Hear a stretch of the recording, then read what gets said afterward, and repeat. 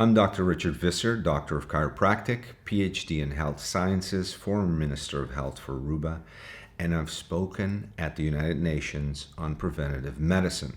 I've treated patients across multiple continents for over 2 decades. And there's one problem I have seen again and again.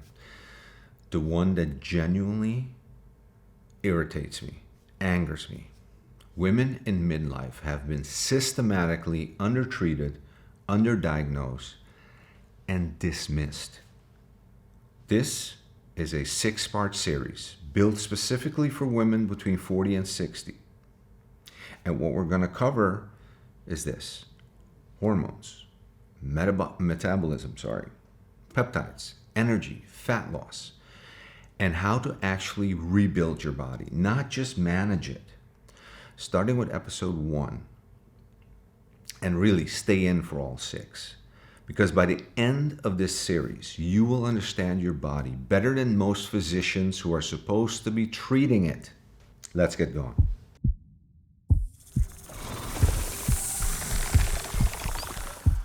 In 1991, the Women's Health Initiative launched the largest study on hormone therapy in history. In 2002, it was stopped early. And the message that went out into the world was simple: hormone therapy causes breast cancer, heart disease, and stroke. Overnight, prescriptions were canceled. Physicians abandoned hormone therapy, and millions of women were told to just get through menopause. But here's what was not communicated clearly. The average age of women in that study was 63. They were already well past menopause. Many had existing cardiovascular risk, metabolic dysfunction, elevated baseline risk profiles, and critically, they were given synthetic progestins, not the bioidentical hormones we use today. So let's be very precise. The study was not evaluating perimenopausal women, early menopause intervention, or modern hormone optimization protocols. And yet, for over 20 years, it dictated how medicine treated women in midlife. The result, a generation of women were left with hot flashes, brain fog, insomnia, weight gain, mood instability.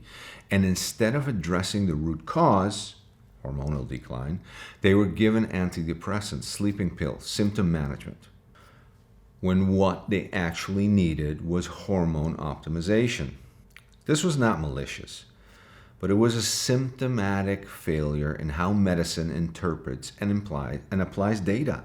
And the impact on women's health and quality of life was profound. Let's talk about your labs. When a physician tells you your labs are normal, what they mean is this: your numbers fall within a statistical reference range.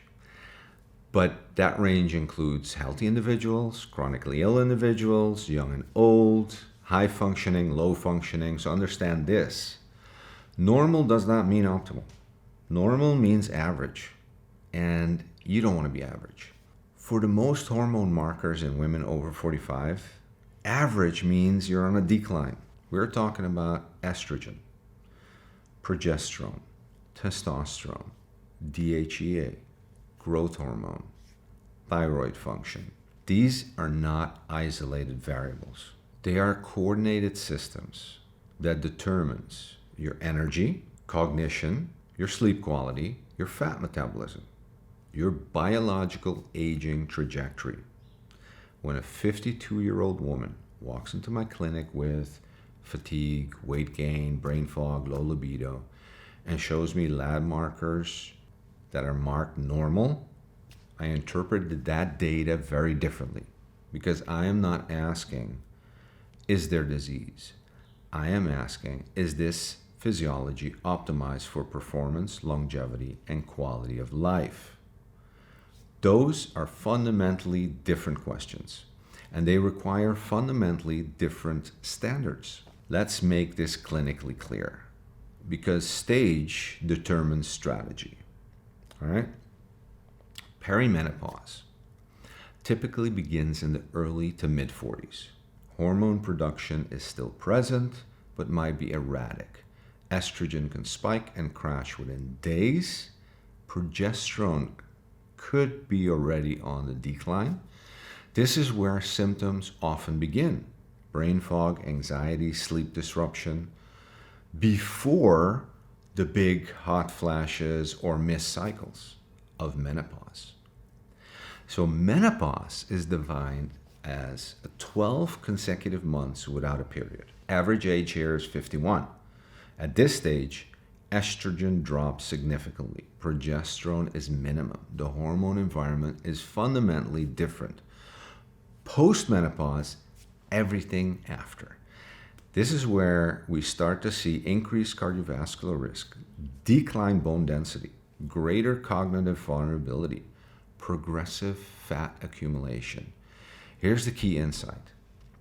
The environment window is widest in perimenopause and early menopause. This is where strategic optimization has the greatest protective effect, and this is where most women are ignored. A properly trained longevity physician does not just look at estrogen. We assess the whole hormonal network: progesterone, testosterone, DHEA, cortisol, insulin, and thyroid, because hormones do not operate in isolation. They operate as a system.